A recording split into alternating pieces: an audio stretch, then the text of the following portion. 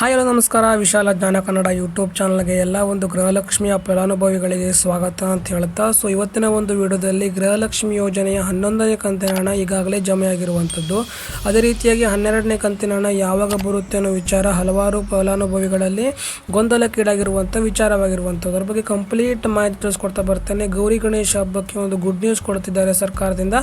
ಅದೇನು ಅಂತ ತಿಳಿಸ್ಕೊಡ್ತಾ ಬರ್ತೇನೆ. ವಿಡಿಯೋನ ಕೊನೆಗೂ ನೋಡಿ. ನಮ್ಮ ಚಾನಲ್ಗೆ ಇದುವರೆಗೂ ಸಬ್ಸ್ಕ್ರೈಬ್ ಮಾಡದೇ ಇದ್ರೆ ತಪ್ಪದೆ ಸಬ್ಸ್ಕ್ರೈಬ್ ಮಾಡ್ಕೊಳ್ಳಿ. ಹೆಚ್ಚಿನದಾಗಿ ನಿಮ್ಮ ಸ್ನೇಹಿತರಿಗೆ ವಿಡಿಯೋನ ಶೇರ್ ಮಾಡಿ ಅಂತ ಹೇಳ್ತಾ ವಿಡಿಯೋ ಶುರು ಮಾಡೋಣ ಬನ್ನಿ. ಗೃಹಲಕ್ಷ್ಮಿ ಯೋಜನೆಯ 13ನೇ ಕಂತು ಬಿಡುವಂತಹ ಟೈಮ್ ಬಂದರೂ ಕೂಡ 12ನೇ ಕಂತಿನ ಹಣ ಇದುವರೆಗೂ ಯಾರಿಗೂ ಜಮಾ ಆಗಿಲ್ಲ.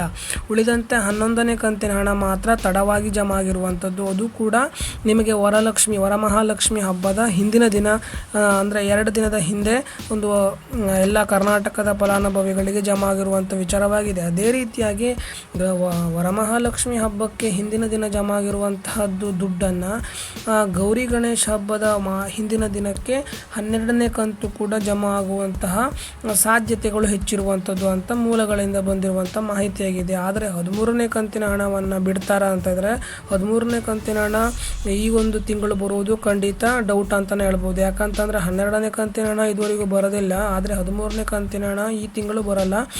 ಆದರೆ ಮುಂದಿನ ತಿಂಗಳು ಗೌರಿ ಗಣೇಶದ ಹಬ್ಬದ ಒಳಗೆ ನಿಮಗೆ 12ನೇ ಕಂತಿನ ಹಣವನ್ನು ಜಮೆ ಮಾಡುವುದು ಅಂತ ಖಂಡಿತ ಅಂತಲೇ ಹೇಳ್ಬೋದು. ಹಬ್ಬದ ಸಲುವಾಗಿ ಎಲ್ಲ ಒಂದು ಫಲಾನುಭವಿಗಳಿಗೆ ದುಡ್ಡನ್ನು ಹಾಕ್ತಾರೆ. ಆದ್ದರಿಂದ ವರಿ ಮಾಡ್ಕೊಳ್ಳೋದು ಬೇಡ. ಹೆಚ್ಚಿನದಾಗಿ 12ನೇ ಕಂತಿನ ಹಣವನ್ನು ಗೌರಿ ಗಣೇಶ ಹಬ್ಬದ ಹಿಂದಿನ ದಿನ ಹಾಕ್ತಾರೆ. ಯಾಕಂತಂದರೆ ವರಮಹಾಲಕ್ಷ್ಮಿ ಹಬ್ಬದ ಹಿಂದಿನ ದಿನ 11ನೇ ಕಂತಿನ ಹಣ ಜಮಾ ಆಗಿತ್ತು. ಅದೇ ರೀತಿಯಾಗಿ ಇದು ಕೂಡ ಅದೇ ರೀತಿಯಾಗಿ ಮಾಡ್ಬೋದು ಅಂತ ನಮ್ಮ ಅನಿಸಿಕೆಯಾಗಿದೆ. ಆದ್ದರಿಂದ ಯಾರು ತಲೆ ಕೆಡಿಸ್ಕೊಳ್ಳೋದು ಬೇಡ. 12ನೇ ಕಂತಿನ ಹಣ ಬರುತ್ತೆ ಅಂತ ಹೇಳ್ತಾ ಇದುವರೆಗೂ ನಮ್ಮ ಚಾನಲ್ಗೆ ಸಬ್ಸ್ಕ್ರೈಬ್ ಮಾಡದಿದ್ದರೆ ತಪ್ಪದೆ ಸಬ್ಸ್ಕ್ರೈಬ್ ಮಾಡ್ಕೊಳ್ಳಿ. ಮುಂದಿನದಲ್ಲಿ ಮತ್ತೆ ಸಿಗೋಣ. ಜೈ ಹಿಂದ್, ವಂದೇ ಮಾತರಂ.